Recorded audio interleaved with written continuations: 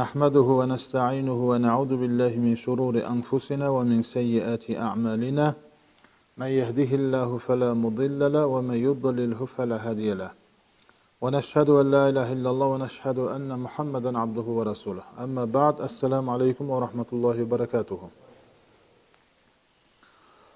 Allah Teala'ga bitpes tavsilmas maqtov madaqlar bo'lsin. Peygamberimiz sallallahu aleyhi ve sellem'e salavatlar bo'lsin. Onun ashablarına, kıyametke deyingi ümmetine Allah'ın selamı olsun.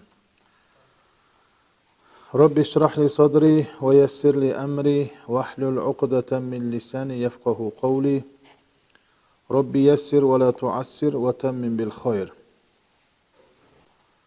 Hürmetli cemaat, Allah subhanahu ve taala barşamızga berekeli gumur versin. Buna ötküzüp atkan ömrümüz, vaqtimizni Allah Taala berekeli qilsin. Sol bayağı vaqt, sol vaqt қазірде. 24 saat kun шығыстан шығып батысқа батып жатыр. Бірақ құрметті жамағат, осы ең үлкен нәрсе сол вaqtымыздың берекесін бер деп сұрау керек екен. Өйткені бұрынғы ата-бабаларымыздың вақытында вақытқа сондай Алла Таала береке берген, барлық нәрсеге үлгерген біздің ата-бабаларымыз. Мысалы үшін біреу той істейтін болса, бір адам шақыртушы болады. Бұрындары енді атпен, ешекпен болса, кейін көлікпен болды. Сол барлық шақыратын адамдарды сол көлікпен айтып келген. Үйіне барып айтқан оны. Сол адамдардың барлығы сол айтылған жерге келген. Енді қазір сондай бір уақыт болып тұр. Bir группа дейміз, bir чат дейміз. Bir айтқан кезде пәленбай адам естетін жағдайдамыз қазір. Бірақ онда да шақырған жерге бара алмай жатырмыз. Мысалы үшін, қаншалықты біздің жұмысымызды үнемдейтін нәрселерді, себептерді Алла Таала беріп жатыр бізге. Мысалы үшін, азанда бамдатты оқып, пешінде Мәдинаға барып оқып жатқандар бар, мысалы үшін. Бұны бұрын естетін болса, ол мүмкін емес дейтін еді. Ол мүмкін екен. Демек, Аллах субханаху ва таала көп себептерді беріп жатыр бізге. Bir пендем үлгерсін деген сияқты да. Бірақ соның өзінде біздер сол таң атады, күн батады, уақыт таба алмай жатырмыз. Мысалы, осы жерде тұратын адам Сарыағашта жұмысы болса, азанда тұрады, беті қолын жуып, шай ішіп, Сарыағашқа барып келсе, кеш болып жатыр да. Сол үшін не біздер Алла табарака ва тааладан, Алладан сол уақыттың берекесін сұрау керек екен. Ал уақытқа береке берсе Алла Таала, біз көп нәрсеге үлгереді екенбіз. Аллаға шүкір, қазір жетістік көп. Жетістіктер өте көп. Мына кейбір данышпандардан риуаят етіледі. Алланы танудың жемісі үшеу дейді. Аллах субханаху ва таала, яғни Алладан жарылқау тілеу. Және Алла жолында жақсы көру, Алламен достасу дейді. Алланы танудың жемісі дейді да бұл. Бұл деген нәрсе не? Сол Аллах субханаху ва тааланың жақсы көретін адамдармен араласу. Бұл ең үлкен нәрсе. Және сондай нақылдар бар. Ана дейміз ғой біздер енді, ана. Ана деген мысалы үшін жер ана деп айтамыз. Көп нәрсеге істетеміз ғой біз ана деп. Сол аналардың 4 түрлі болатынын айтып жатыр да жаңа. Енді шипаның анасы дейді. Егер шифаны көп, денім сау болсын деген адам, бұл тамақты аз жесе болды екен.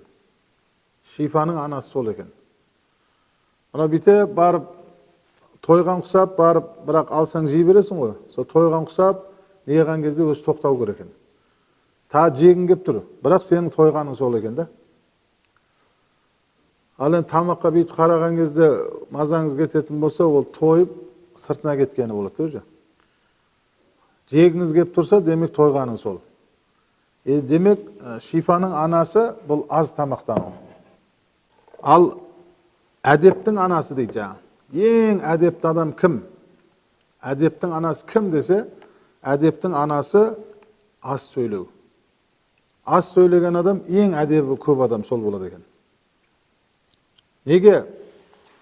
Бұл қазір сондай бір заманда өмір сүріп жатырмыз да, қазір. Екінің бірі бір-бірін көремейді. Екінің бірі бір-бірін көремейді. Неге? Ана бірден жақсы болып кетіп жатыр. Бірден оңалып кетіп жатыр. Енді бұл пенде болғаннан кейін адамның ішкі аурулар болады да, жаңа. Көре алмаушылық, ол сыртқа көрінбейді ол. Қарасаңыз, екінің бірі бір-бірін көремейді да. Қазір сондай заманда өмір сүріп жатыр. Көремағаннан кейін не қылады? Отырыс болса болды, сол көремаған адам жамандайды да. Ең қызық тема сол болып қалды жаңағыдай. Бір-бірін көремейді, бір-бірін жамандайды да. Сол үшін мынау әдепті болам деген адам ең жақсы нәрсе бұл аз сөйлеу екен да. Әйтеуір аузыңды ашсаң бір күнәні арқалайсың ғой. Әйтеуір біреу жамандап қоясың, біреу не қылып қоясың. Ал аузың жабық тұрса, сіз күнә арқаламайды екенсіз да. Ауызда да үлкен нәрсе бар екен да. Мысалы үшін кейде ораза айында көп адамдар қарны ашса, қарны ашқаннан кейін тамақ жей алмайды, әбет мысалы үшін да. Су іше алмайды. Қараса, әле қайда әле күн батуға. Қайтып шыдайды енді ол. Оның бір жолы сол ұйықтайды да. Ұйықтаған кезде уақыт тез өтеді екен. Ұйықтағанда адам білмейді екен уақыттың қалай өткенін. Демек, ұйықтаған адамның аузы жабық болады бүйтіп қарасаң. Өзі ораза. Қарасаң, бір ұйықтап тұрсаң, намаздыгер болып қалған да. Асыр намаз. Пешінен кейін ұйықтадың, намаздыгер болып қалды. Намаздыгерден кейін арғарып не? Ауыз ашу өте жақын болады. Бұл да жақсы да. Мысалы үшін біреу общий зікір қылмайды да, Алланы зікір қылмайды. Зікір қылса, мені уәсуәс қыла береді дейді. Әр нәрсе ойлай берем дейді. Біреу бар, уәсуәс қылса да зікір қыла береді. Уәсуәс болады, есіне түсіп қалған кезде Алла, Алла деп зікір қылып қояды. Сол зікір қылмағаннан, сол уәсуәс қылса да зікір қылған адам жақсы екен да. Неге есіне түссе Алланы зікір қылып жатыр да. Ол адам ұтады екен да ол. Сол үшін біреулер бар екен да. Оқысаң 5 уақыт намаз оқы, оқымасаң вообще оқыма. Біреулер бар ғой, бамдат, құптанды оқып жүргендер. Соларға сен оқымай-ақ қой дейді екен жа. Оқысаң 5-еуін оқы. Одан нең бар? Хотя бы 2 неден қарыздан құтылып жатыр ғой ол. Бамдат, құптанды оқып жатыр ғой. Нең бар ода сен? Сол анан азғырады ғой жа.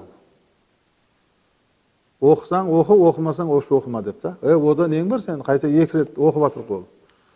Демек, оқымағаннан оқыған жақсы да. Ешқандай молда 2 мезгіл намаз оқи бер деп рұқсат беремейді.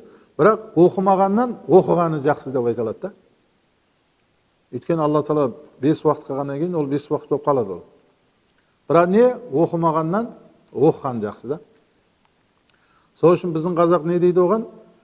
Ештен кеш жақсы дейді да. Кеш болса да оқыған жақсы да. Еш деген ол вообще оқымайтын. Ештен кеш жақсы деген сол жаңағыдай. Вообще 50-ге дейін, 60-қа дейін үйленбей кеткеннен гөрі 50-де үйленсе де, кеш үйленсе де жақсы да бәрібір. Дұрыс па? Вообще үйленбегеннен де. Көп ағайындар, сол ағайындардың арасында біреулер болады, үйленбейді дегі. Бүкіл әулеттің ақсақалын бәрі айтып шығады оған. 20 жылдан бері айтып жатыр, үйленбейді ол. Қарасаң жасы 50-ден асып кеткен де. Мысал үшін. Демек, кеш болса да үйленген жақсы да оны. Енді айтайын деп отқанымыз, егер шифа тапқан келсе, аз же депті ғой. Егер әдепті болғын келсе, аз сөйле депті.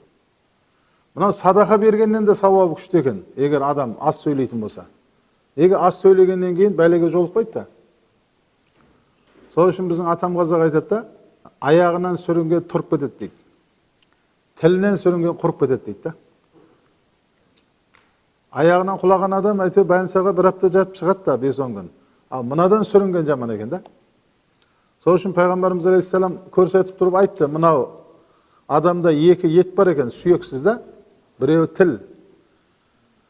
Тағы біреуін өздеріңіз білесіздер, 2 аяқтың ортасында.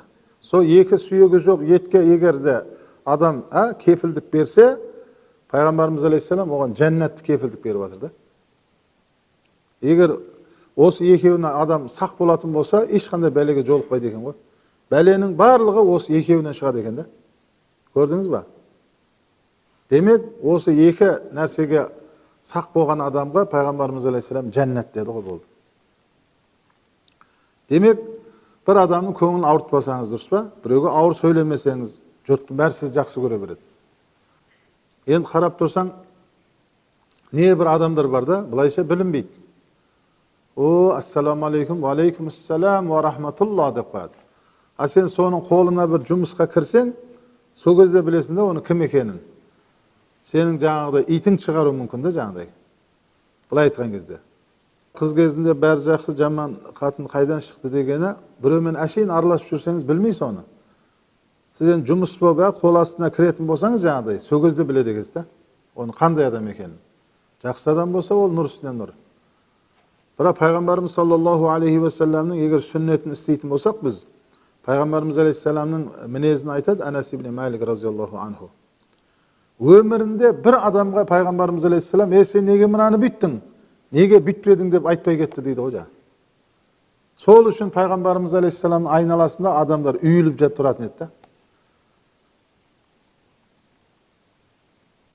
Қазір бір әкім сізбен жақсы амандасатын болса, о, бәке, о, ореке деп, сіз ойлайсыз, ең жақсы көретін адам менмін деп та.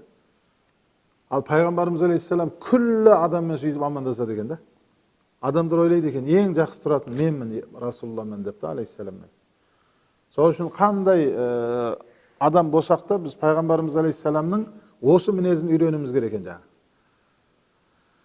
Біреудің көңіліне тимеуді үйрену керек екен да, ауыр сөйлемеуді үйрену керек екен. Енді құрметті жамағат, айтайын деп жатқанымыз, бұл әдеп деген нәрсе соншалықты дәрежеде жоғары тұрады екен да. Енді Пайғамбарымыз саллаллаху алейхи ва салламның сондай берекеттері, мынау Пайғамбарымыз алейхиссалам қайтыс болғаннан кейін 83 жыл өмір сүрді дейді Анас ибн Малик. Анас ибн Малик Пайғамбарымыз алейхиссаламнан кейін 83 жыл өмір сүрді дейді. Соны Пайғамбарымыз алейхиссаламның Анас ибн Маликке болған соншалықты махаббаты ма, Анас ибн Малик айтады, Алла Тағала маған сондай нәрсе берді дейді. 83 жыл бір түн Пайғамбарымыз алейхиссаламды көрмеген түнім болған жоқ дейді ғой. 83 жыл түнде түсіме кіріп тұрды дейді ғой Пайғамбарымыз.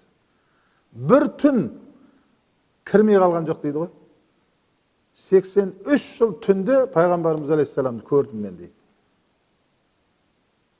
Мен есімде жоқ дейді. Ол түн, егер Пайғамбарымыз алейхиссалам кірмеген түн болса дейді. Жоқ дейді, ондай нәрсе болмаған дейді. 83 жыл бойы мен түсіме кірді дейді ғой. Ол әйтеуір адам түсіне кірмейді екен да ол. Сонда Алла Тағаланың құдіреті, имам Бұхари дүниеден өтті ғой, имам Бұхари. Сонда жаңа Бұхарада сондай бір қиын жағдай болған енді. Бұхараның несі имам Бұхари сыйғызбаған ғой жаңа. Барлығы жаңа ханға жамандайды екен. Имам Бұхари бүйтіп уағыз айтатын болса, 6 айда халықтың бәрін өзіне қаратып алады дейді екен да. Сөйтіп Бұхараның ханы оны не қылды? Анау деді, мынау деді, сылтау тапты, Бұхарадан шығып кетесің деді ғой. Бұхарадан шығып кетті имам Бұхари. Сыймады Бұхараға. Самарқанға жақын Хартаң деген жерде нағашылары бар екен. Ол жерге барса, Самарқан екі түрлі болып жатыр дейді ғой. Жартысы Бұхариді қолдап жатыр, жартысы қолдап жатқан жоқ та. Қарасаңшы. Мен айтайын деп жатқаным, сол жерде Алладан дұға қылды имам Бұхари. Роббым деді, жер дүние мен үшін тар болып қалды деді. Мен өзіңе шақыршы я Алла деді. Дуасы қабыл адам екен. Дуа қылды, бірден аттан құлап, аттан түсіп, дүниеден өтіп кетті дейді. Қарасаңшы, біздің шариатта жоқ қой, өзіне қол жұмсау деген нәрсе. Бірақ кету керек болып тұр. Өзіңе шақыр деді, қараң. Қандай адамдар, қандай дуасы қабыл адамдар. Сонда жаңағы сол күні бір кісі түс көрген екен, имам Бұхари дүниеден өткен күні. Сөйтсе, түсінде Пайғамбарымыз алейхиссалам бірнеше сахабалармен тұр дейді да жаңа. Түсінде ана кісінің. Сөйтсе, сахабаларға айтып жатыр дейді да, сендер жүре беріңдер, мен имам Бұхариді күтіп тұрмын депті да. Кейін имам Бұхари келді, Бұхариді ертіп кетті дейді да. Мен түсінде көрдім дейді. Сөйтсе, дүниеден өткен күні сол екен ғой жаңа. Сахабаларға сендер жүре беріңдер деді, мен имам Бұхариді күтіп тұрмын деп айтты дейді қараң. İmam Buxari keldi, ертіп кетті дейді да. Allah'ın kudreti жақында сондай bir neni айтып жатыр. Bir жігіт. Қашан көрсе, әйтеуір біреу көп қой, Мұхаммед деген аттар көп қой. Нұр Мұхаммед дейді, мысалы үшін, Мұхаммед Әли дейді. Мұхаммед деген ат шықса, орнынан тұрады екен да, мына қолды көкірекке қояды екен да. Саллаллаху алейхи вассалам дейді екен да. Bir mәрте айтылмай қалмайды екен. Сөйтіп айта берген, бір күні адамдар оны мазақ қылатын болыпты. Мұхаммед деп қояды екен да, ананың қасында. Ол сразу орнынан тұрады екен да, қолды көкірекке қойып, Мұхаммед саллаллаху алейхи вассалам ва аля алихи ва асхабихи ажмаин деп жаңа. Өмір бойы осындай болған ғой жаңа. Ол мазақ қылып айта ма, жоқ, әйтеуір Мұхаммед есілсе болды екен ғой. Орнынан тұрады екен да, мына көкіректі қояды екен жаңа. Сол Құдайдың құдіретімен жаңағы қажылыққа барған ғой. Сөйтіп қажылыққа барып, жаңа Мәдинада енді әрқайсысы өзінің гидтермен, нелермен Мәдинаны аралайды ғой. Сөйтсе бір кісі жаңағы бұл кісіні бір өзін аралатыпты да. Сөйтсе жаңағы мысалы үшін қандай мықты гид болғанменше, ол кітаптағы оқығанын айтады ол. Бірақ кітапқа жазылмай кеткен қанша нәрсе бар. Абыра мынаны ертіп жүрген адам не деген цифрларды айтып жатыр дейді ғой. Адам ол кітаптан таба алмайсың дейді оны. Пәлен числода, пәлен күні мінерде мынандай болған. Пәлен неде мынандай болған. Енді сондай гид болып айландырған ғой наны. Соншалықты жаңағы. Анау өзі таңғаған ғой. Не деген цифрлар мынау деп та. Нақты жаңағы. Мәдинаның енді барлық жерін айландырып шығып жаңағы. Сонда жаңағы Құдайдың құдіреті дейді. Ана кісі айландырып жүрген кісіден сондай бір мисктің иісі шықты дейді да. Ана ондай иіс келмеген ғой. Сөйтіп ертеңіне Құдайдың құдіреті. Жаңағы адамнан иіс келген иісті іздейді ғой бұл. Сөйтіп әтір сататын жерге барады да, ең қымбатын беріңдерші дейді ғой жаңағы. Бет береді, иіскеп көреді, жоқ бұл емес дейді ғой жаңағы. Енді әтір сататын жердің бәрін айналады ғой. Сөйтсе әтір сататындар айтады, мына дүкенге барың дейді, ең қымбаты осыда дейді. Оған барса, ана дүкенге бар дейді, қараң. Ана жоқ, ана миск.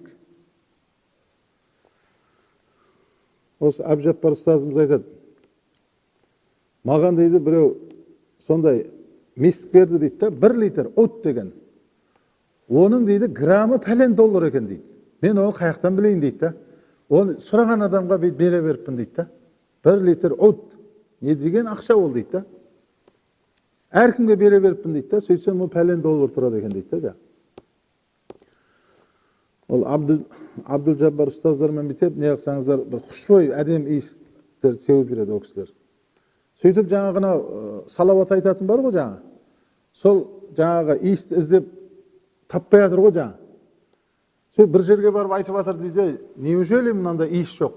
Ана иіскеп көреді ғой. Кешегі ертіп жүрген адамның иісін иіскей алмай жатыр да бұл. Сөйтіп бір жерге барып тұрған кезде бір кісі келеді ғой жаңаға. Аппақ киінген кісі.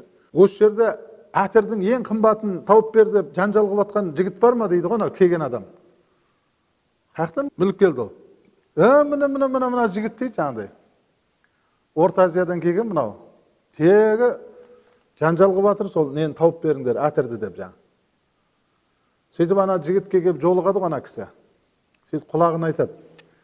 Сен ол әтірдің иісін бұл Мәдинадан таппайсың дейді ғой жаңа. Ондай әтір жоқ bu yerде. Жо мен табам дейді ғой. Сөйтіп құлағын айтады да, сен кеше бір кісі сені аралатты ма дейді да, бүкіл Мәдинаның барлық жеріне апарды ма сен дейді да, сол иісті іздеп жатсың ғой сен дейді да жаңа. Соны іздеп жатырмын дейді. Ол сені аралатқан кісі Мұхаммад Мұстафа саллаллаху алейхи ва саллям дейді ғой жаңа. Өзі жеке сені аралатты дейді ғой жаңа. Ол иіс жоқ енді бұл дүкендерде. Сол Мұхаммад алейхиссалам мені түсіме кіріп, мені жіберді. Пәлен дүкенге барсаң, әтір туралы жанжал қылып жатқан жігіт бар. Сол жігітке айт, мен кеше мен аралатқан екенімді дейді ғой жаңа. Сөйтіп пайғамбарымыз алейхиссалам түсіме кіріп, осы магазинге, дүкенге мені жіберді. Bir жігіт бар сол жерде, соған жолық деп жаңа. Ол пайғамбарымыз Мұхаммад Мұстафа саллаллаху алейхи ва саллям дейді, сен аралатқан. Мен кеше күні бойы азаннан кешке дейін мені аралатқан кісі пайғамбарымыз алейхиссалам бет дейді. Иә дейді. Сол кезде ана бейшараның жаңағы махаббаты соншалықты жаңағы кісінің қолында жан береді ғой жаңа. Іздеп барған. Сөйтсе пайғамбарымыз алейхиссалам айтқан екен да, сол жігітке барасын, осын айтасын, ол сенің қолыңда жан береді депті. Сөйтіп бүкіл нені сен атқарасын депті жаңа. Оны жуындыру, киіндіру жаңағыдай. Жаназасы, мен мына жақта күтіп тұрамын. Сен жаназасын оқып шығарып сал, біз о жігітті күтіп тұрамыз депті ғой жаңа. Пайғамбарымыз алейхиссалам. Пайғамбарымыз алейхиссаламға деген махаббат қандай да, салауат қандай қараң. Сөйтіп сол жігітті пайғамбарымыз алейхиссалам өзі күтіп алды дейді ғой жаңа. Сен жаназасын оқы, біз оны күтіп тұрмыз депті ғой. Мына қараң, тура имам Бұхари сияқты да. О кісінің несі артықшылығы. Мұхаммад деген ат естісе болды екен, тұра сап саллаллаху алейхи уассалам дейді екен да. Оның несі сол екен жаңа бүйтіп. Міне ықылас қаяқта жатыр да. Бұл жақында болған оқиға. Орта Азияның адам болған ол. Сол үшін пайғамбарымыз алейхиссаламға деген махаббат соншалықты жаңағыдай не болу керек дейді да. Жаңа біз айтып жатырмыз, шифаның анасы аз жеу, әдептің анасы аз сөйлеу, аз сөйлеу. Аз сөйлеген адам бар ғой, кейде нәпіл намаз оқығаннан да көп сауап алады екен. Ораза тұтқаннан да сауап алады екен, көп. Садақа бергеннен де үлкен сауап алады екен да. Қарасаңыз, аз сөйлеген адам адамдарға да ұнамды болады екен да, Аллаға да жағымды болады екен да. Ана сөйлей бергеннен кейін адам өзі шатасып қалады екен да. Әшейін бір жаңылтпашты, қан айтшы десе, айтып бар, тоқтап қаламын, жаңылып. Бұны әшейін сөзді де айта берген адам шатасып, лағып кетеді екен ғой жаңа. Ал аз сөйлеген адам, ол не ұтады дейді да жаңа. Сол үшін құрметті жамағат, осы тілге ықтият бола беру керек. Қарасаңыз, сізге келген көп бәлелер осының арқасында келген да. Осының арқасында келген. Пайғамбарымыз алейхиссалам айтады хадисінде, ана таң атып тұрады ғой енді адам. Таң атқаннан кейін сен әлі ешкім жамандаған жоқсың, әлі күнә жинаған жоқсың, біреуді алдаған жоқсың. Дұрыс па? Жаңа туылған бала ұқсап тұрасың ғой, ұйқыдан тұрған кезде. Дұрыс па? Сол кезде біздің 12 мүшеміз тілге жалынады екен ғой. Айналайын, сен тыныш бос дейді екен ғой.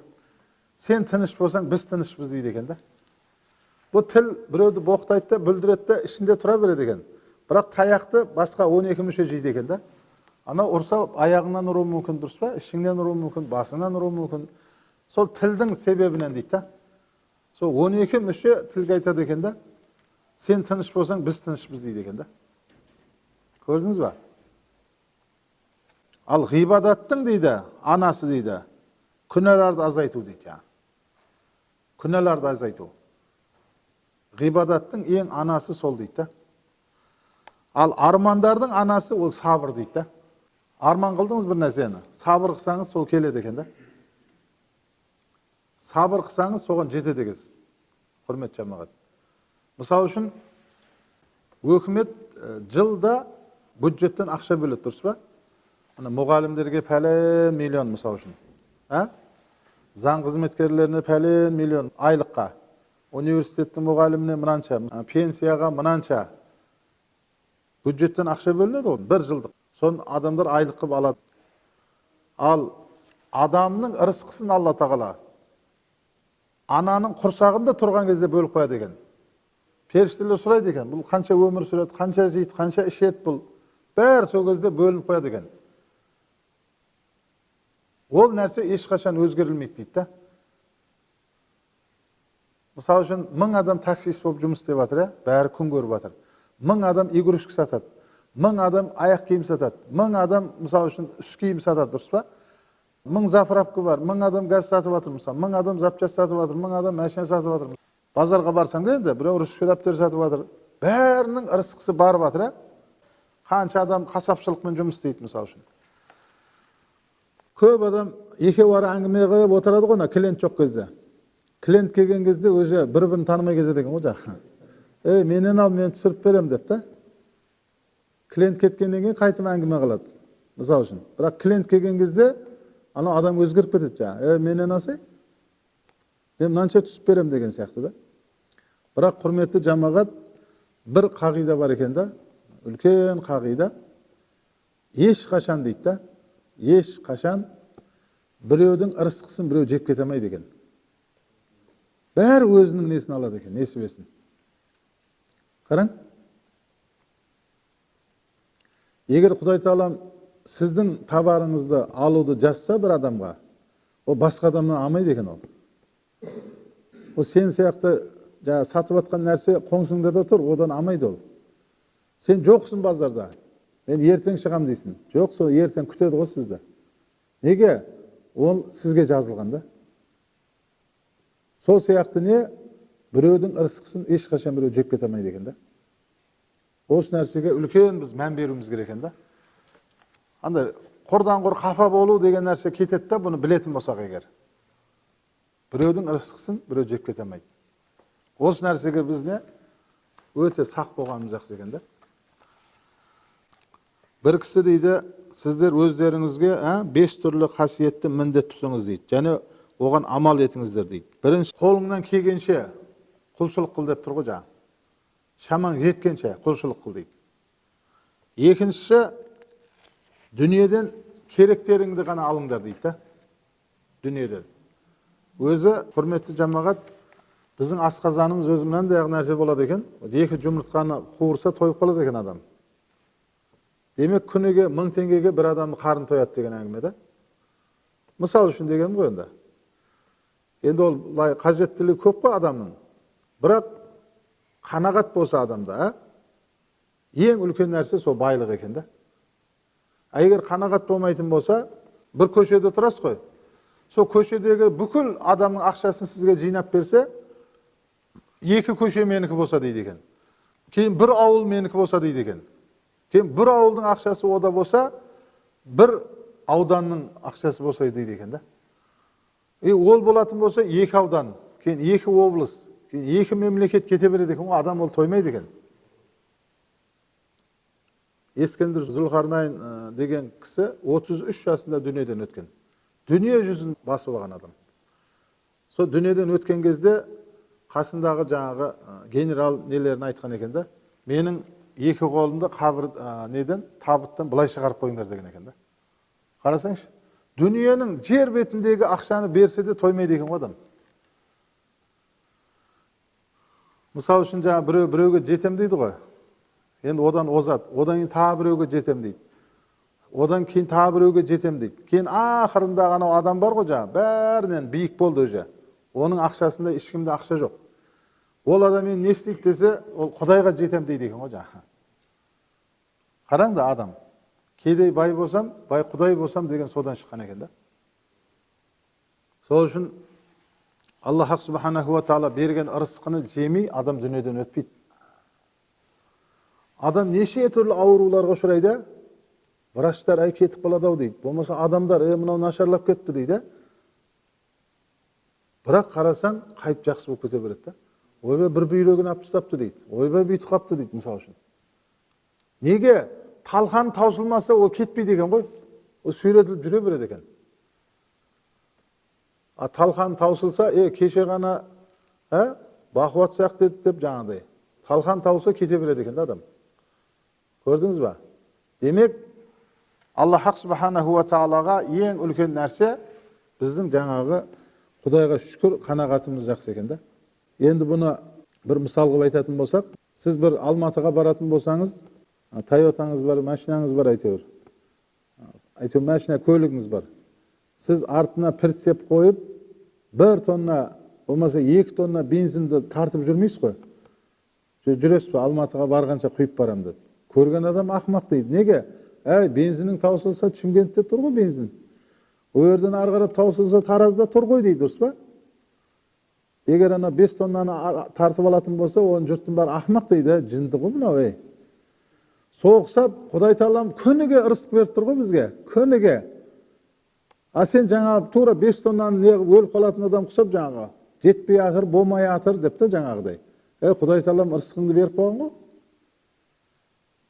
Біздің шариғатымыз айтады, ырысқы дейді, скорості соншалықты күшті дейді.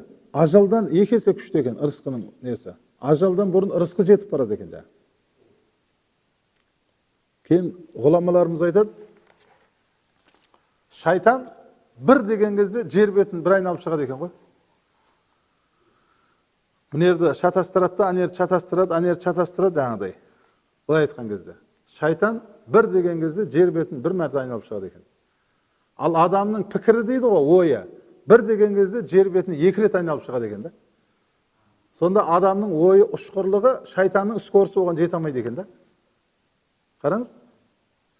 Аллах субханаху ва тағала ешқашан жынның да, періштенің де адамнан озып кеткенін қаламайды екен да.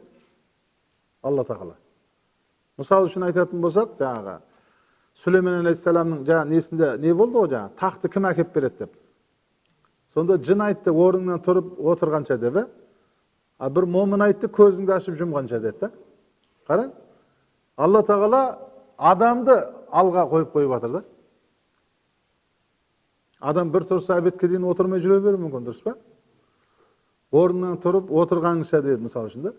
Ал көз ашып жұмғанша деген одан жылдам да. Сол үшін Аллах субханаху ва тағаланың құдіреті адамға соншалықты Алла табарака ва тағала мейірімді да. Сол үшін адамның басы бар да, аяғы жоқ. Аяғы жоқ.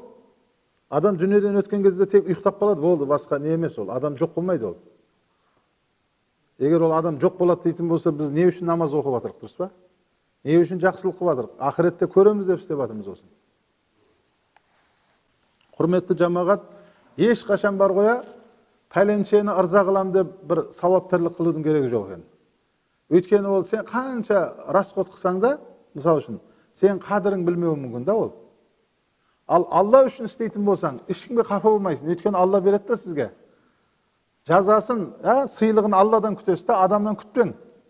Ол адамға 400-500 мың расход қылып жердің да, о сенің расход қылғанын біліп атқан жоқ мысалы. Көбісі да, сен просто қапа болып қаласың да, адамның адамгершілігін білмейді екен де мынау дейді да. Ол қапа болма дейді. Неге? Алладан күт дейді да оның сауабын. Адамнан күтпе дейді. Адамға 99 мәрте жақсылық қылып, бір мәрте қыламай қалсаң, оңбаған адам деп кете салады екен ғой. Сен 99 жақсылығың жоқ болып кетеді да. Көрдіңіз бе? Ал бірақ Алла үшін істейтін болсаңыз, Аллах субханаху ва тағала оны не? Сізге ақыретте көрсетеді да. Мынау адам баласы осы иманның ләззатын тату үшін, иманның ләззатын қай кезде тартады десе, пайғамбарымыз алейхиссалам айтады. Мына біздің басымызға не бір жақсы нәрселер болып жатыр, не бір сынақтар болып жатыр. Сол нәрсені болатын нәрсе ол міндетті түрде болады деп иман келтіруіміз керек екен ғой. Қап үйткенде соған не қылмайтын ема. Соны бекер күтіп алды ма, машинамды ұрып алды ма, үйде жата беруім керек еді. Қап соған не қылды ма, мысалы үшін. Қарыз бермеуім керек еді, ол мені үйтіп кетті деді. Ол болатын нәрсе болады екен ғой. Болатын нәрсе болады екен. Көп адамдарды мошенниктер алдап кетеді ғой, ол не үшін алданады? Ол ақылды адам ғой, ол ешкімге алданбайтын. Ол алдаудың әдісін біледі екен, ол мошенниктер. 1 миллион тұратын нәрсені 200 мыңға әкеп берем дейді екен да ол. Сөйтіп алданып қалады екен ғой, ақылды адам да. 1 миллиондікін 200-ге әкелсе, мә деп жереді да. Жоқ та ол. Ол мошенниктерді сол бағасын түсіріп жеріп алдайды екен да. Миллион тұратынды миллионға әкеп берем десе, тегі бермейсің ғой сен. Бірақ о кезде ешкіммен ақылдаспайсың ол. Қашан сені лақтырып кеткенге дейін да. Кейін жайлап, сыздатып, зарлап шығасың, жай. Кейін қатты зарлайсың. Үйтіп кетті анау мені, бүйтіп кетті деп та. Демек, сені біреу лақтырса да, сені біреу не қылса да, ол болатын нәрсе болады екен да. Ал болмайтын нәрсе ол болмайды екен да. Мен ақылдымын да сөйтіп анерден аман қалып кеттім мен. Авария болмайды десе, мысалы үшін да. Жоқ, ол Алла сені сақтаған үшін сондай болды да ол. Мысалы үшін да. Біреулер бір рейске шыққан ғой автобусға. Сөйтсе сол автобусға 2 адам кешігіп қалған екен. Сол автобус авария болып, бәрі кетіп қалған ғой нерде. Сөйтіп 2 адам жақсы болды, біз кешіккеніміз жақсы болды деген. Таксимен мініп үй жағына кетіп баратқан, сөйтіп таксиде кеткен ғой бұлар авария болып. Бәрі сол күнге жазылып тұрғанда қараң. Сол үшін не? Иманның ләззаты, сол болатын нәрсе ол болады міндетті түрде, болмайтын нәрсе ол болмайды деп біздер иман келтіру керек екен да. Bir mıқты aktör aytып atır da, ayağı sıngan kulap. Сол кезде ана пәленшенің себебінен сынды ғой сіздің аяғыңыз десе, жоқ дейді. Бұл сыну керек аяқ, ол үйде де сынады деді ғой. Мен Аллаға, тағдырға иман келтірем деді, қараң. Қарасаңшы, ана бас жет тұр соған.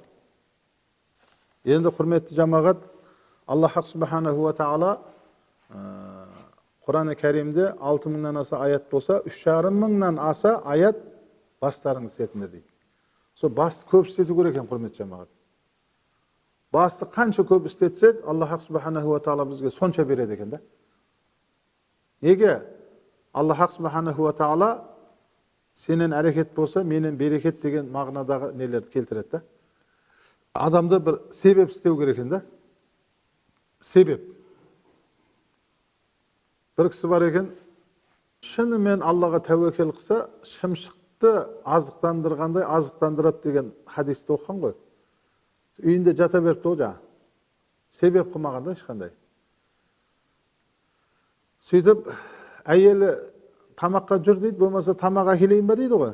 Сөйтсе, жоқ ай, тамағын керегі жоқ. Алла өзі әкеледі маған тамақты. 2 күн, 3 күн сөйтіп әйелін ұрса бергеннен кейін ол да безер болғанда, қойшы жемесе жемейді деп жаңа. Кейін шақырмай қойып тамаққа. Қараса еш нәрсе келіп атқан жоқ, өліп баратыр аштан. Бірақ тәуекел қылып жатыр Аллаға да, аштан өліп баратыр. Жатыр үйінде жаңа аштан аш. Әйелдердің бәрі безіп кетті уже. Қой, тамақ апарсаң бәлеге қаласың мынадан деп та, ұрсады айқайлап деп жаңа.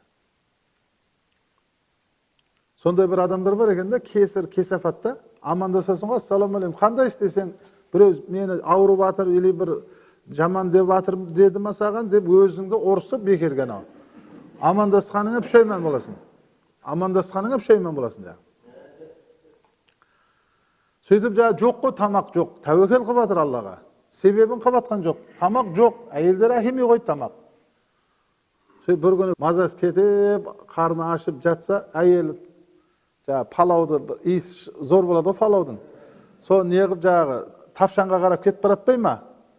Сонда қарасаңызшы енді, ең кемінде қандай әрекет болу керек дейді ғой, ең кемінде. Сол тамақты алып кетіп баратқан кезде, ха деген екен ғой жаңа. Осы әрекетке жатады екен ғой, құрметті жамағат. Ха деген кезде анау тамаққа дегенде я деген жаңа. Сол ең болмағанда ха деген әрекет болу керек екен да. Сөйтіп анау келіп палауды әкеп, мынау жаңағы тамақтанған екен да. Ең болмағанда ха деген әрекет болу керек екен да. Бұл себеп екен да, қараң. Бұлай айтқан кезде. Демек, құрметті жамағат, Аллаға тәуекел қылып, кейін себебін қылу дейді да. Муса алейхиссалам несінде келеді ғой жаңағы. Бірінші ешекті тұсау керек екен. Кейін барып Аллаға тәуекел қылу керек екен да. Машинаның есігін құлтау керек, дұрыс па? Басқа қылып, кейін тәуекел қылу керек екен да. Ол ашық шашы жатқаннан кейін ішінде камера бар, iPhone телефон бар, ашық бәрі. Ұйықтап атсын, кімге қапа боласың, дұрыс па? Бәрі ашық тұр ғой. Міне қаяқта жатыр да әңгіме. Сол үшін басты көп істету керек екен ғой, басты. Пайғамбарымыз алейхиссаламнан хадис келеді. Дұға қабыл болады екен да, шарты бар екен. Шарты. Ол не? Асықпаса дейді да. Дұғаның қабыл болу шарты асықпау керек екен да. Дұғаны қыла беру керек, асықпау керек. Мысал үшін алма ағашты ектің, дұрыс па? Ектің, топырағын салдың, қарап, бір жарым сағатта алма жеймін десең пісе ме ол алма? Піспейді ғой, дұрыс па? Күту керек, Ол адамға саса бар ғой, адам бәрін экстренный қылмақшы ғой енді жаңа. Асығыс қой адам. Пробка болып қалса жаны шығып кетеді, сигнал беріп жаңағыдай. Асығыс адам. Адамға саса ол келіншегін сол бір айда босандыра бермекші ғой жаңа. Адамға саса да. Бол деп та жаңа. Жоқ, оны Алла тағала ма 9 ай 9 күнге қойып қойғанда. Демек, асықпасаң қабыл болып отыр ғой бата, Перзент көріп атсың, дұрыс па? Бала көріп атсың, қыз көріп атсың, асықпағаннан кейін көріп атсың ғой, дұрыс па? Демек, сен дұға қылдың ба, асықпасаң, сол дұғаң міндетті түрде қабыл болады дейді. Осы Орекең біраздан бері машина деп жүр, енді асықпаса болды, жақындап қалды өзі. Өйткені асықпаса қабыл болады екен да ол. Асықса болмайды да. Әр нәрсенің не уақыт сағаты бар да. Мен асығыспын деп бамдатта тұрып құптанға дейін бәрін оқып алсаң. Болмайды да, дұрыс па? Әр нәрсенің өзінің уақыты бар, мысалы үшін. Сол үшін не? Дұға қабыл болады дейді, егер асықпасаң. Мысалы үшін біреу, Құдай қаласа сізге бір қызмет қылам деді, мысалы үшін. Біреу енді. Біреу мәшін әпермекші мәйле, басқаға ма. Енді ол жұмыстарын реттеп жатыр ғой. Бүйтсем, мынадан әперем деп та енді. А сен асығып звондай берсең, қашан әпересің, қашан, ол болмайды о тірлік ол. Асықпа сен оған. Ата-ана да сондай, мысалы үшін. Баласына бір нәрсе әперем дейді, соны пландастырып әпереді. Анау машинамен жолда жүрген кезде жол ережесіне бағыну парыз біздің шариғатта. Мысалы үшін жаңағы сплошной полоса бар ма, ешқашан өтпе одан. Егер Алла Тағала сені көріп тұр. А енді асықпаған адам батасы қабыл болады дегені, енді алдыңда 5-6 машина тұр, асықпай жай барып әйтеуір. Сол жол оза бер деген жерден барып озсаң, бәле де жоқ та. Ал жаңағыдай сплошной полосадан асығып барып оздың, алдыңнан кеп қалды жаңағы. Майы қызметкері да, одан кейін штрафты төлейсіз да, мысалы үшін. Қанша керек болса да. Бір әулие кісі біреуді өсек қысам дейді екен да, 3 күн ораза тұтам дейді екен жаңа. Кейін оразаға үйреніп кетті жаңа. Өсек қылады, ораза тұта береді екен жаңа. Расход жоқ қой. Кейін қой бұл болмады ғой депті да жаңағыдай. Енді кімді өсек қылып жаңағы ғибат қылатын болсам, өсек қылатын болсам, 10 күн тахаджудке тұрам дейді екен да жаңа, штрафына. Сөйтіп 10 күн тахаджудке үйреніп кетті жаңа. Шаппа тұра тахаджуд оқып алады 10 күн. Қайтып өсек қыла береді жаңа. Өйткені расход жоқ та. Кейін бір күні енді тәрбиеленетін жағына кеп тұр ғой енді жаңағыдай. Енді біреуді өсек қысам дейді. Мысалы үшін 100 000 теңге садақа берем деген да. Сөйтіп бір мәрте өсек қылған ғой. 100 000 теңге оңай емес қой садақа беру. Сол екінші мәрте ешкімді өсек қылған жоқпын дейді ғой. Анау расход болғаннан кейін адам сразу тәрбиеленеді екен ғой жаңа. Сол үшін жаңағыдай штрафқа түссең 8 000, аптадан асып кетсең 16 000, мысалы 17 000. Бұдан мықты тәрбие жоқ екен ғой. Адамнан бір нәрсе шығын шықса, ең мықты тәрбиеленетін осы нәрсе екен ғой. Егер ол жаңағыдай осындай расход қылмайтын бір штраф не қылатын болса, ол адам тыйылмайды екен. Расходтан кейін тыйылады екен ғой. 300 000, 400 000 штраф төлегендер бар екен. Мысалы үшін да, қазір неше жыл болды дейді, бір мәрте камераға түскен жоқпын дейді. Қараң. Өйткені анау тәрбие болды да оған. Өзі 8 000-ға түскен кезде бір жерің ашиды, дұрыс па? Оны төлемесең кейін двойной ашитын болады жаңағыдай. Аптасында төлемесең да, сол үшін оған жеткізбей, мысалы үшін. Сөйтіп не? Адам тәрбиеленеді екен ғой. Аллах субханаху ва тағаланың құдіреті шексіз. Не бір ақылды адамдар бар да, қатырып жібереді енді ақыл айтқан кезде. Сонда жаңағы айтайын деп отқанымыз, бір екі адам өте ақылды екен жаңа. Данышпан екен. Сөйтіп жаңағы екі ақылды адам бір имамды жамандап отқан ғой, имамды. Имам ондай, имам мұндай, имам ондай, имам мұндай деп жаңағыдай. Сөйтіп имам кеп қалған ғой жаңа. Таниды бәрі ауылдың имамы. О, имеке келіңіз, анау мынау деп жаңа. Жамандап отқан имам естіген ғой енді жаңағыдай. Сөйтіп имамға айтты да, сіз де бір әңгіме айтың енді, бір жақсы уағыздан айтың деген да. Сонда жаңағы сөз егесін табады дейді ғой. Сөз егесін табады дейді да. Жаңа екі кісі имам жамандап отқан, имам естіп қойған, кеп амандасқан, сіз де бір уағыз айтып берің деген да жаңа. Сонда жаңа имам тура екі адамға мысал қылып айтқанда, ол екі адам мықты ғой. Ақылды адамдар ғой, данышпан. Түсінеді ғой сөзді.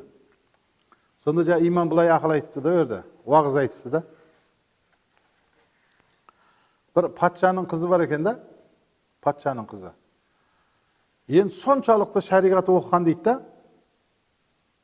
біраз уақыт жаңа тұрмысқа шықпай жүріп қалған ғой жаңа. Сөйтсе жаңа патша айтыпты да, неге сен тұрмысқа шықпайсың депті жаңа.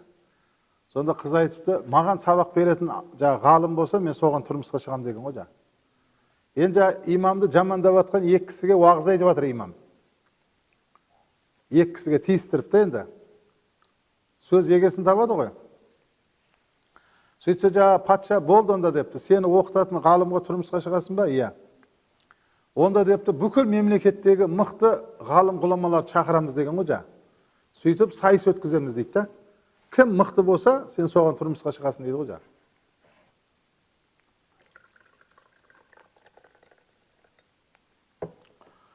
Сонда Құдайдың құдіретін қарасаңшы енді. Бүкіл ғалымдар жиналған ғой.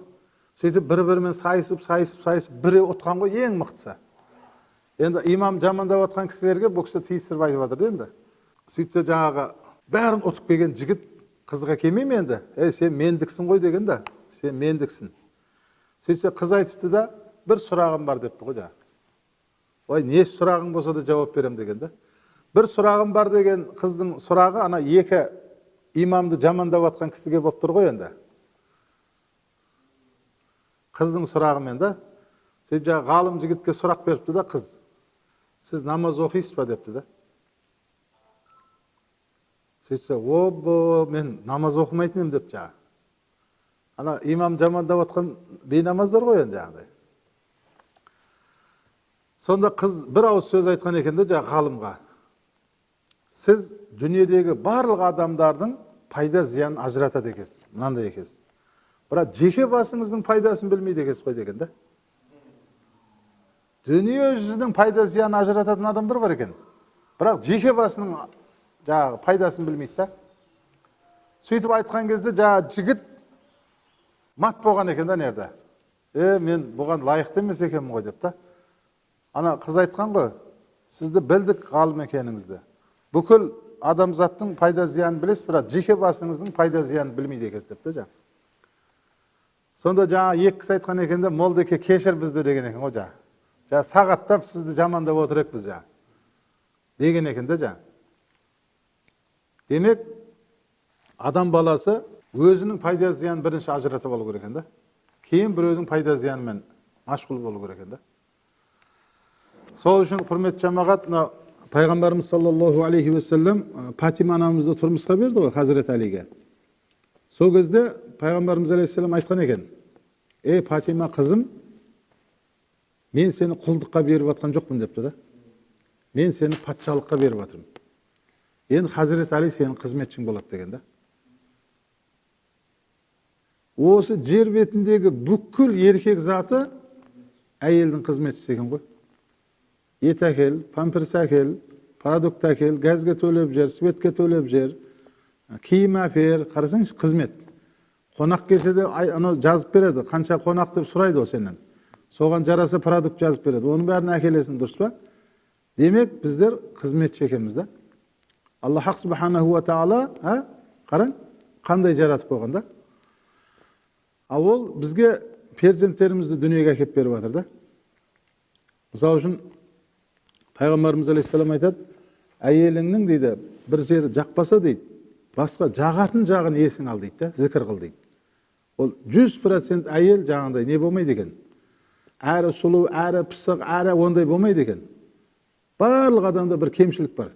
Өйткені мысалы үшін бір әйелдер бар мысалы үшін да, аурудан шықпайды мысалы. Қашан көрсең ауруда, бірақ саған зіңгіттей балдар туып берген да. Болды ғой оның миссиясы. Ол әйел сыйламағанда кім сыйлайсың? Еркек адам 100 жыл күшенсе де туа алмайды екен ол. Оны Алла Тағала әйелдерге беріп қойған да. Қараң. Ол бала қанша не болғанмен, жеме-жемге келеді ғой, жеме-жем. Анам деп қояды екен ғой. Қайсысы десе, әкеңмен жүресің ба десе, деп жүре береді ана. Шашылық әпересіз, мәшін әпересіз оған. Бірақ жеме-жемге кеп жағы, екі жаққа бұрылатын болса жол. Анам қафа болмаң әке деп анаға қарап кетеді деген ғой. Неге ол дүниеге келтірді ол. 9 ай көтерді оны, емізді оны, дұрыс па? Көрдіңіз ба? Бұл ана деген сондай нәрсе екен да. Бірақ енді аналардың да қарап тұрсаң, кейде балдар жаңа біреуден қарыз болып, бір нәрсе болып, әкесіне келсе, O biraz adamlar kele bergesin akesi büyütüp kıladı eken. Onday balam жоқ dей салады eкен ja. Өзün tauып al da ala ber deydi eken. Al ana o sözді айтпайды eken ғой. Balamды кешір. Balam bir нәрсе қылып айтып құтылады. Balama bir нәрсе қылып қоймаш. Балам деп тұра береді екен да, қараң. Жүрегі соншалықты кең екен да. Енді өзімізде кейде балашаға ауырып жатса, есік құлтап анақа бар деп өзіміз қашып жан жаққа. Соның ыстық суығына жарап жатқан әйелдер ғой, мысалы үшін. Сол үшін жер бетіндегі ең әйелдерді биікке қойған бұл ислам екен ғой. Грамота беріп қойып, трактор айдатып, полияға болмаса темір жол салдырмай деген да. Оны еркектер істейді дейді екен да, қараң. Міне, ислам сондай нәрсе. Дата бұл исламның несі, етек кір келген кезде намаздан да оразадан да босатады да, оны қарасаңшы. Оразасы тұтып бергенмен намазын оқып бермейді да, қараң. Ал бұдан қандай Алланың мейірімділігін түсінеміз де, қандай мейірімді де Алла Тағала, қараң. Үзірлі жағдай келсе, құлшылықтан босатып қойып жатыр. Екі машина бірде кетіп барасты Шымкентке. Біреу заправкаға тоқтаса болды, ананы сіз қуып жете алмайсыз уже. Әшей минут қой, ана заправка кірісі, ананы қуып жете алмайсыз, кетті уже ол. Соғысып әйелдер еркектерді қуып жете алмай қалады екен да, ана үзірлі жағдай келген кезде намаз оқи алмай қалады ғой. Өз еркек кетті да, газды басады да ол. Көрдіңіз ба? Олар ақылдан да, құлшылықтан да қап кететін содан екен да. Көрдіңіз ба? Еркекте үзірлі жағдай болмайды ғой. Ешқандай еркек айтамайды, мен үзірім бар, намаз оқымай атқаным сол деп та. Үзір жоқ ода, ешқандай. Алла Тағала үзірдің бәрін ақ қойған одан. Сол үшін Аллах Субханаху ва Тағала бүйтіп қарап тұрсаң, олардың етегі кір болатыны, етек кір дейтіні. Ол 100% босанады деген сертификат деген ғой. Егер ол келмесе, етек кір, ол босанбай деген ол. Қараң, Алла Тағаланың рахметі да. Былай айтқан кезде. Ол сертификат дайын тұр уже. Етек кір келген адам, ол 100% босанады деген мағына береді. Аллах Субханаху ва Тағала жан жақтан не қылып қойған да оны. Береке беріп қойған да. Сол үшін бір-бірімізді Алла Тағала қадірімізді түсінуді Алладан көп дуа қылу керек. Көп адамдар не бір-бірінің қадірін түсінбей қалады. Ең үлкен нәрсе, құрметті жамағат, Алланың бергеніне шүкір қылып, соған жаңағыдай сабыр қылатын болсақ, құлшылықтың ең үлкен сол екен ғой. Неге? Алла Табарака ва Тағала пендесін жақсы көреді. Енді бүйтіп қарайтын болсақ, бір адам айтып жатыр да, 3 қызымды ұзаттым дейді, бір баламды үйлендірдім дейді, бірақ 1 миллион теңге ақша ұстап көрген жоқпын әлі дейді. Ол енді жасы 60-тан асып кетті, енді құдай біледі ол. 75 Toyota Jeep мінбеуі де мүмкін ол да. Мысал үшін да. Ал бірақ құлшылығы болса, Аллах Субханаху ва Тағала оның ақыретін абат қылып қояды да. Сол үшін Пайғамбарымыз алейхиссаламның хадистер бар екен. Шіріп кеткен бай болады ғой бұл дүниеде. Ең ақыретте кедей адамдар солар екен да. Егер олар жомарт болмайтын болса дейді да, қараң. Жомарт деп кімді айтады? Жомарт жоқ деген сөзді айтпайды екен ғой. Оның андай словар бар ғой, миында жоқ дегенді алып тастаған екен өзі. Жоқ, ондай болмайды екен ода. Жоқ деген. Сол үшін Пайғамбарымыз алейхиссаламның жаңа не бар? Сүннеті. Біреу сізде мысалы үшін жәрдем сұрап жатыр ғой, енді 100 000 керек болып жатыр деп та. Ең болмаса 1000 теңге берсең де жоқ деп айтпа дейді да. Менің нем 1000 теңге қайтармай ақ қойың деген сияқты да. Жоқ деген нәрсені істетпесеңіз, нағыз сүннет сол екен да. Пайғамбарымыз алейхиссалам өмірінің аяғына дейін жоқ деген сөзді айтпаған да. Біреу 20 000 сұрап жатса, мысалы 2 000 беріп, мына менен деп та. Жоқ деп жатқан жоқсыз ғой, барыңызбен жәрдем беріп жатсыз да. Көрдіңіз ба? Осыған үйрену керек екен. 1000 теңге сұрап жатқан болса, 100 теңге беріп, міне, інім, мына менің қосқаным деп та. Бұл ең үлкен сүннет сол екен да. Жоқ деп айтпау да. Сол үшін құрметті жамағат, не инфақ қылсаңыз, жаңағыдай дүние шығарсаңыз, Алла Табарака ва Тағала Құранда айтады, біз оның орнын толтырып қоямыз дейді да. Ақшаңыз шығарасыз ғой, Алла орнын толтырушы екен да. Mına awa nege ada bolmay atar da? Ötken Allah Taala bunun orun tolturup koyup atar da. Dükende misal satılıp atır, oruna kep tolturup atsa tausılmaydı goy. Allah Hak Subhanahu wa Taala so bergen infak жақсылығыңды deydi. Ahiretте деп атқан жоқ. Sayukhlifuhu. Осы дүниеде толтырып қоямыз деп атыр. Осы дүниеде.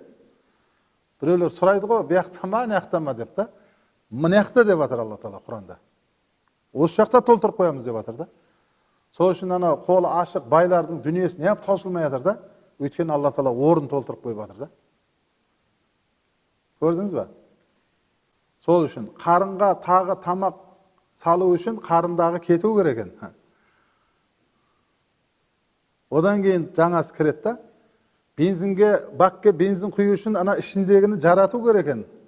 Жаңағыдай жұмсау керек. Одан кейін босайды. Босағаннан кейін барып құйылады ол. Алла Тааланың да дүниесі сен біреуге берген кезде орны кетеді ғой, қайтып орын тола береді екен да, қараң. Қазақтар айтады ғой, күн қайта шығу үшін батып атыр деп та. Бүгін ақша жұмсадыңыз, ертең күн құсап қайтып орын толып атыр да. Алланың қазынасы кең да. Емесе шайтан азғырған соншалықты бар ғой, 1000 теңгелік бір әдемі алоя деген суды ішкізбей қояды екен ғой. Ойбай азайып қалады ғой, бұның орнына туалетный болмағасаң болмай ма, ананасаң болмай ма, сонымен қарасаң, қатып қалған адамсың, бір жақсы су ішемайсың, жақсы тамақ жеймайсың жаңағыдай. Қарасаңшы, сөйтіп жүргенде өтіп кетесіз де дүниеден. Ал сен жұмса оны, Алла Таала орын толтырам деп жатыр да. Құрметті жамағат, қанша жұмсаса Аллах Субханаху ва Таала сонша оның орнын толтырып қояды да. Алланың қазынасы кең екен да. Субханакаллахумма бихамди ашхаду ан ла илаха илля анта астағфирука ва атубу илейк. Раббым Алла, мына сұхбатымыз берекелі болсын. Осы жамағатымыздың я Раббана Карим, малы дүниесіне береке бер.